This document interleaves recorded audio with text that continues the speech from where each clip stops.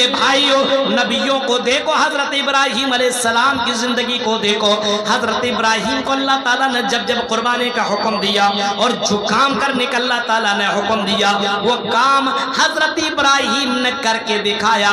حالانکہ وہ کام اتنا مشکل تھا، اتنا مشکل تھا، اتنا مشکل تھا. اگر ہم سے اور آپ سے اگر اللہ تعالیٰ کہہ دیتا تو ہمیں لگتا ہے اور یقین تو ایسا آتا کہ ہم اتنا بڑا کام نہیں کر پاتے، ہمارے اتنا بڑا جگرا نہیں ہے، ہمارے اتنا بڑا دل نہیں ہے. اللہ تعالیٰ ابراہیم کو حکم دے رہا ہے جس کو اللہ تعالیٰ نے 80 سال کے بعد اولاد دی اور ایک بیٹا اسماعیل کے شکل میں اللہ تعالیٰ نے دیا. اللہ کہتا ہے ایسی جگہ میں بیابان میں جہاں پہ کوئی درخت نہیں، جہاں پہ پانی نہیں، چٹیل میدان، اور ایسی جگہ میں جہاں پہ پہاڑیاں ہی پہاڑیاں ہو، جہاں پہ درخت نہیں ہے، کھانے پینے کا کوئی سامان نہیں ہے، وہاں پہ اللہ کہہ رہا ہے ابراہیم تو اپنے بیٹے اور اپنے بیوی کو چھوڑ کر کے میرے لیے چلا جا.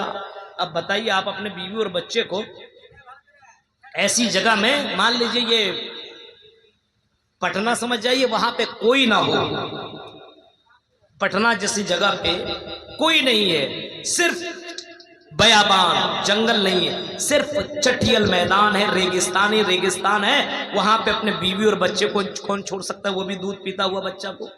ہے ہمارے پاس اتنا بڑا دل؟ ارے پورنیہ میں چھوڑ کر کے 1 گھنٹہ کے لیے ادھر ادھر نہیں جائیں گے؟ ہاں اب اللہ بھی حکم دے، کہہ رہا ہے چھوڑ دو. کوئی نہیں.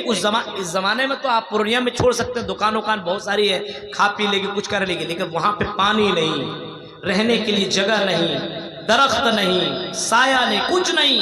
ایسی جگہ میں چھوڑ کر کے ابراہیم اللہ کے لیے جا. کتنی بڑی قربانی ہے، سوچئے، بیوی اور بچے کی قربانی دے رہے ہیں. اب ایک دوسرا دیکھیے، بڑا بچہ ہو گیا، بڑا کاندھے سے کاندھے ملانے والا 10-12 سال کا ہو گیا، اب اللہ کہہ رہا ہے اس کے اوپر تم چھری چلا دو. اب باپ اپنے بیٹے سے پوچھ رہا، بیٹا چھری چلانے کا حکم ہے، قربانی کرنے کا کیا کروں؟ بیٹا کہتا ہے کہ اے ابو جو حکم دیا ہے اس کو کر گزریے، کر گزریے. اگر آج کے دور میں اگر ایسا مسئلہ ہوتا اور بیٹا باپ سے پوچھتا یا باپ بیٹے سے پوچھتا، بیٹا میں نے خواب میں دیکھا تمہیں میں ذبح کروں گا، تو بیٹا کیا جواب دیتا؟ مجھے آپ ذبح کریں گے؟ چھری لائیے، میں ہی آپ کو ذبح کروں گا. الٹی گنگا بہہ رہی ہے آج، فرما برداری نہیں ہے. چھری چلائی ابراہیم نے، یہ بہت بڑی بات ہے. قربان یہ ذبح ہوا نہیں ہوا ایک الگ سے مسئلہ ہے، چھری چلائی یعنی قربان اپنے بچے کو کر دیا. اب بتائیے میرے بھائیو، اتنی بڑی بڑی قربانی ہم سے اور آپ سے، اتنی بڑی قربانی اللہ کو نہیں مانگ رہا ہے. جانور کی بھی قربانی آدمی کر رہا ہے، اس میں بھی صحیح طریقے سے نہیں، اور قربانی کر رہا ہے تو سب اپنے لیے رکھ رہا ہے. اچھی اچھی بوٹیاں اپنے پاس. قربانی کا حکم کیا ہے؟ قربانی کا مسئلہ کیا ہے؟ کھائیے، کلو واطعموا وادخروا، کھائیے کھلائیے اور کچھ جمع وما کر کے بھی رکھیے، لیکن کھائیے اور کھلائیے. اپنے اگل بغل میں یتیم غریب مسکین ہے تو اس کو کھلائیے، اس کو اچھی چیزیں پہنچائیے. اب آپ یہاں اچھی اچھی بوٹیاں رکھ رہے ہیں اور غریب لوگوں کی یہاں ہڈیاں ہی ہڈیاں پہنچا رہے ہیں. بہت سے لوگ ہوتے ہیں غریبوں کی یہاں اچھی چیزیں نہیں پہنچا رہے، بڑھیا بڑھیا چیزیں، اور اس جانور کا اچھا اچھا آئٹم آپ اپنے پاس رکھ رہے ہیں اور بیکار چیزیں آپ غریب کو دے رہے ہیں. اللہ کی قسم یہ تمہاری کون سی قربانی ہے؟ سمجھ میں بات نہیں آ رہی ہے. ایک غریب کو تم دو تو وہی چیز دو جو تم اپنے لیے پسند کرتے ہو. لن تنالوا البر حتى تنفقوا مما تحبون، جنت میں جا نہیں سکتے ہو جب تک کہ تم اللہ کے راہ میں وہی چیز خرچ نہ کرو جس کو تم پسند کر رہے ہو. غریب کو دو تو اچھی اچھی بوٹیاں اس کو دیا کرو، خراب بوٹیاں اپنے پاس رکھو، اچھی چیزیں اس کو دیا کرو. اب ہمارے یہاں تھوڑا سا بانٹ دیا اور سارا کا سارا رکھ لیا، فریج میں جمع کر لیا. ایک جگہ جانے کا موقع ملا، کھلا رہا، مولوی صاحب بتائیے یہ گوشت کتنے دن کا ہو سکتا ہے؟ ہم سے 1-2 مہینے کا ہوگا. بولا نہیں مولوی صاحب، یہ پچھلے سال جو ہم نے قربانی کی تھی وہ قربانی کا گوشت کھلا رہا ہو. واہ، پچھلے سال کے قربانی کا گوشت 1 سال کے بعد کھلا رہا. اب بتائیے، واقعی آپ نے وہ سنا ہوگا ایک واقعہ، اور یہ کہہ لیے لطیفہ، کہ جنت کے بغل میں جانور بیٹھا ہوا لنگڑا. دوسرے جانور کہہ رہے ہیں چلنا جنت کے اندر داخل ہو جا، یہاں کیا کر رہا ہے؟ हट देख रहे हो पैर नहीं है, पैर के क्या हुआ? अरे अभी तक फ्रिज में पड़ा हुआ, जन्नत में कहां से जाऊंगा? खा ही नहीं रहा बंदा, खाएगा तब ना जन्नत में जाऊंगा। यानी 2-2, 3-3 साल तक लोग कुर्बानी का गोश्त रखे रहते हैं। ये हाल है मुसलमानों का। यानी कुर्बानी अल्लाह के लिए नहीं, अपने पेट के लिए कर रहा, ये भी गलत है।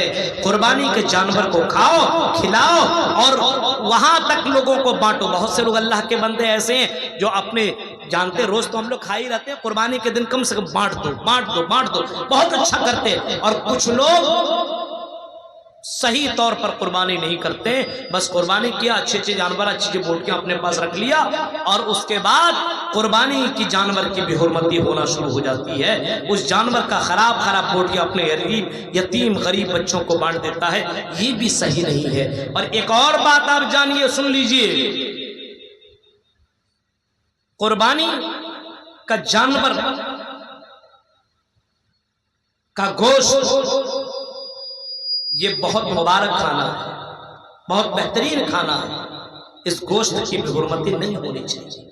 आपके यहाँ दोस्त मिलने वाले लोग हैं, उनको खिलाइए, गरीब तक पहुंचाइए। और याद रखिए, फ्रीज में 2-2, 4-4 साल तक जमा मत रखिए, ये सरासर गलत है। यानी कुर्बानी आपने अल्लाह के लिए नहीं की बल्कि पेट के वास्ते की है, ये भी सही नहीं है। आप बस वो काम करिए, 3 हिस्से का मैं नहीं बोलता हूँ, जैसे कुलू व अतइमू वद्दखिरू का जुमला है, लफ्ज है, यानी खाइए, खिलाइए और जमा कर भी सकते हैं, लेकिन मेरे भाई उसका एक लिमिट है। अब कुर्बानी इस्लाम चाहता है हमसे और आपसे, कुर्बानी दीजिए। मस्जिद के लिए जिन लोगों ने कुर्बान नहीं किया है वो कुर्बानी पेश करिए, माल की, जान की बात में अभी पहले माल की अल्लाह ताला कुर्बानी मांग रहा है। और गांव वालों, ये मौका आपको बार बार नहीं मिलेगा, एक बार आपको मौका मिल रहा है और इसके बाद भी अगर आपने ये कुर्बानी नहीं दी और अपना पैसा बचा बचा करके आपने दूसरी चीजों में लगा दिया, बिल्डिंगें बनाई, गाड़ियां पे गाड़ियां खरीद रहे हैं, जमीन पे जमीन खरीद रहे हैं, मकान पे मकान बना रहे हैं, कपड़े पे कपड़े खरीद रहे हैं और अल्लाह के घर के लिए कुर्बानी नहीं दे रहे मेरे भाइयों अपने माल की, तो बताओ अल्लाह के यहाँ जाकर के क्या कौन सा चेहरा दिखाओगे? वो कैसे लोग थे, अल्लाह के कसम वो कैसे लोग थे जब अल्लाह के नबी ने ऐलान किया, अरे कौन है जो अल्लाह के राह में अपने माल को खर्च करने वाला हो, कौन है? अब बताऊं, ऐसे ऐसे लोग आए, हजरत अबू बकर आए तो अपने घर का पूरा माल ला करके अल्लाह के राह में दे दिया। हजरत अबू उमर फारूक आए तो माल का आधा हिस्सा अल्लाह के राह में ला करके दे दिया। कुछ सहाबी आए, अल्लाह के नबी किसी से मांगने की जरूरत नहीं है। हजरत उस्मान गनी खड़ी होते हैं मस्जिद नबवी में, अल्लाह के नबी कितना जानवर चाहिए, कितना ऊंट चाहिए? 100 ऊंट लीजिए अल्लाह के नबी। फिर दूसरे जुमे में लीजिए अल्लाह के नबी 100 ऊंट, फिर तीसरे जुमे में लीजिए अल्लाह के नबी 100 ऊंट, यहाँ तक कि अल्लाह के नबी ने 7 जुमे में 700 जानवरों की कुर्बानी मांगी, ऊंटों की कुर्बानी मांगी। हजरत उस्मान गनी ने 700 जानवर अल्लाह के राह में दे दिए। अल्लाह के नबी को इतनी खुशी हुई, इतनी खुशी हुई कि अल्लाह के नबी ने फरमाया, मा ज़र्रा उस्मान बादल यौम, आज के बाद उस्मान को कोई तकलीफ नहीं होगी। यानी उस्मान आज के बाद अगर कोई नेकी नहीं करेगा तब भी वो जन्नत में जाएगा। मेरे भाइयों, माल के जरिए से भी आदमी अल्लाह के नजदीक महबूब बन सकता है। कुर्बानी अपने माल के जरिए से भी कीजिए। औरतों, अगर तुम तक मेरी बातें पहुंच रही हो तो अपने खजाने को अल्लाह के राह में दो।